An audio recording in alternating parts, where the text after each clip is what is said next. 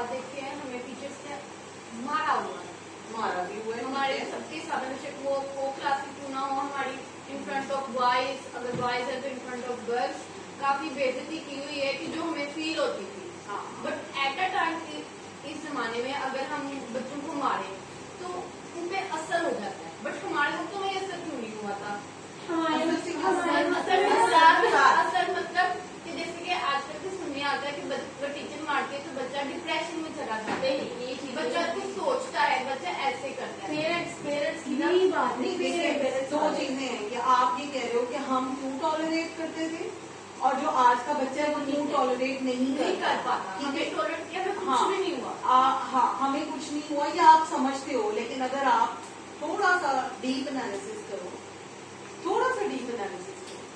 तो हम जहाँ आज हैं इससे बहुत बेहतर जगह पे हो सकते थे अगर हमारे अंदर वो फियर डेवलप ना हो, अगर हमें स्नब ना किया जाता। हम अपनी एग्जाम्पल से सीखेंगे, हम किसी की बात नहीं कर रहे, ठीक है? अगर मुझे पूरी तरह खुलकर अपनी सलाहियतों का इस्तेमाल करने दिया जाता तो मैं आज किधर होती। अगर आपको पूरी तरह अपनी सलाहियतों का इस्तेमाल करने दिया जाता तो आप आज किधर होते, ठीक है? वो हमने टॉलरेट किया क्योंकि हमारे पेरेंट्स ने हमें ये सिखाया कि नहीं जी, उस्ताद है, आपने उसकी रिस्पेक्ट करनी है और करनी चाहिए, बट रिस्पेक्ट के there are lot of ways to respect your teacher, ठीक है? लेकिन उनकी गलत चीज बर्दाश्त करके तो आप रिस्पेक्ट को नहीं कर सकते ना, दिल में तो कहीं रह जाएगी बात। मुझे मैम यहाँ तक लगता है ना कि पहले जो टीचर और स्टूडेंट में स्पेस था, बच्चे बात नहीं करते थे, क्वेश्चनिंग नहीं करते थे स्टूडेंट से, क्योंकि वो डरते थे। समटाइम टीचर ने बोला बच्चे को समझ नहीं आता, उसने अपने फेलो से पूछना है, टीचर से नहीं। अब बच्चे में ये कॉन्फिडेंस है कि वो टीचर से टीचर वो डायरेक्टली पूछेगा। और अगर आप उनको थोड़ा सा अपनी क्लास में मौका दोगे ना तो आप फाइंड आउट करोगे इस बात को कि आपके जो बच्चे हैं वो आपसे ज्यादा नॉलेजेबल है। जब आप थोड़ा सा फाइंड आउट करोगे तो फिर आपको ये चीज पता चलेगी कि वो ज्यादा नॉलेजेबल है। बेटे वो ना ड्रॉवर से फैक्टर सिखा रही थी तो ऐसे था कि पहले 1 फैक्टर, फिर 2 फैक्टर, फिर आगे बड़े नंबर आते हैं। बट मोज़न ने कहा कि टीचर आप ऐसे तो कर सकते हैं, अगर 1 मल्टीप्लाई बाय 15 तो 15 मल्टीप्लाई 1 भी हो सकता है, मतलब एट अ टाइम आप 2 फैक्टर्स फाइंड कर सकते हैं। अगर 2 फैक्टर 10 तो 5 टू द 10 भी हो सकता है। और ये मेरी टीचिंग अप्रोच है, मैंने फैक्टर्स हमेशा ऐसे ही सिखाए हैं, मतलब फैक्टर्स हमेशा ऐसे सिखाए हैं कि अगर फैक्टर्स बना रहे हैं तो आपने इधर 1 लिखना है, या हम वही करते थे, इधर अगर 2 3 आ रहा है तो 3 के साथ हमने पढ़ना है कि कहाँ आ रहा है, तो 5 आ रहा है तो 5 यहाँ आएगा, ठीक है? अब ये क्या होगा, ये फेल होता जाएगा, आपकी खुद ब खुद ये मुकम्मल हो जाएगी, ठीक है? और आपको यहाँ से जाके फिर आगे तक भी आगे पड़ेगा, आप बैठ जाओगे। तो ये जो चीज है ना, ये हमारी फैक्टर्स की इसी तरह, मतलब मैं भी ऐसे ही बच्चों को सिखाती हूँ, या हमने बनाए ऐसे जब हम बचपन में थे। तो हम अपने वापस टॉपिक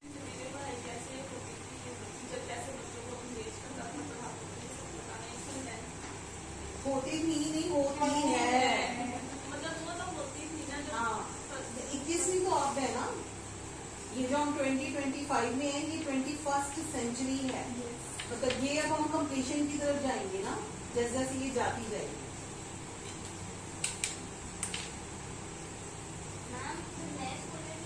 मैंने इस तरह का एनवायरनमेंट और स्टडी नहीं देखी थी। 21st सेंचुरी में अब ये चीज़ चेंज हुई है, अब ज़्यादा बेनिफिट्स हैं स्टूडेंट्स को, वो ज़्यादा अच्छी तरह लर्न कर सकते हैं, उनको बहुत चीज़ें प्रोवाइड की जाती है जिससे वो ज़्यादा सीखते हैं एक्टिविटीज वगैरह। हम इसको कह सकते हैं कि एक्सपोजर बहुत अच्छा अब दे रहे हैं हम डिफरेंट एक्टिविटीज के थ्रू, डिफरेंट मटीरियल्स के थ्रू, तो एक्सपोजर दे रहे हैं, ठीक है? अब आप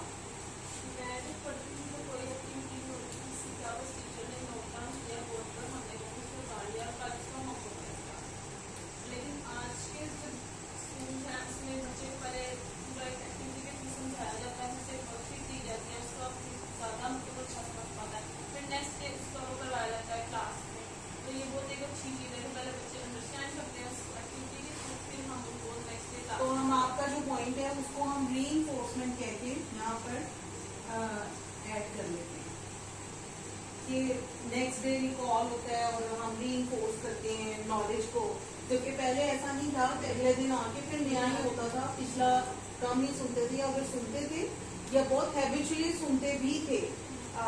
हमें याद है कि हमारी टीचर होती थी फिजिक्स की, तो वो बड़ी स्ट्रिक्ट थी और वो दोस्त मतलब वो इतनी ज़्यादा स्ट्रिक्ट थी अपने रिजल्ट को लेके, तो हमारी तकरीबन आप कह लें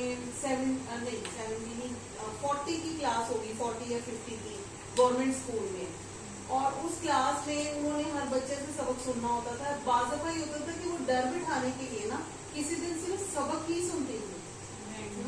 ठीक है, आप ज़ाहिर रोज तो 40-45 बच्चों से सबक नहीं सुना जा सकता, तो वो रैंडमली सुनती थी। अब देखिए ये टीचर थी और उस दौर में थी हमारी टीचर थी जब हम मैट्रिक कर रहे थे। आई थिंक वो वर्ल्ड कप वाला साल था 1992, तो वो ईयर था। अब आप देखेंगे लेकिन उस टीचर के पास स्किल्स थी, उसके पास वही स्किल्स थी जो आज हम कह रहे हैं कि आप यूज करें।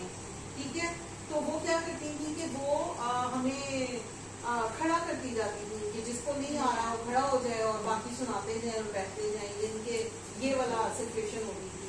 और हम डर रहे होते थे कि और जो नहीं सुनता था उसको थप्पड़ पड़ते थे।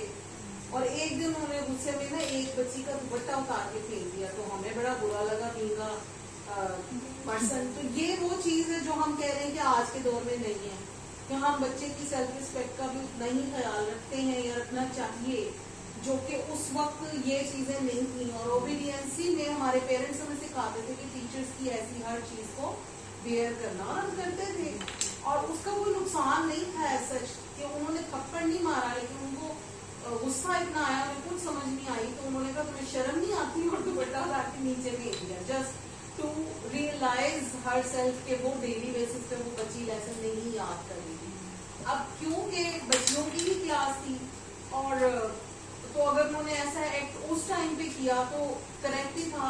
अगर हम कहें कि उनके पार्ट पे वो मार नहीं सकी तो उन्होंने ये कर लिया, लेकिन इसका इतना डर बैठा हम सब बच्चियों को, खास तौर पे हमारे टाइम पे हम जो थी बच्चियां, तो ये चीज बड़ा फील करती थी, ये क्या दुपट्टे वगैरह और ये चीज की पाबंदी होती थी, तो ये चीज बड़ी ऑकवर्ड लगी हमें, उनका ये एक्ट हमें याद रहा। लेकिन उनकी इसी सख्ती में जब मैट्रिक का रिजल्ट लेकर आए तो मतलब 100 में से मेरे मार्क्स 94, तो ये उनकी वही स्ट्रिक्टनेस थी जिसने मैं एवरेज स्टूडेंट थी टिल दैट एफएससी मतलब स्टडी वाइज। तो मुझे लगता है कि वो जो मेरे मार्क्स आ गए सिर्फ एक सब्जेक्ट में इतने अच्छे, उसका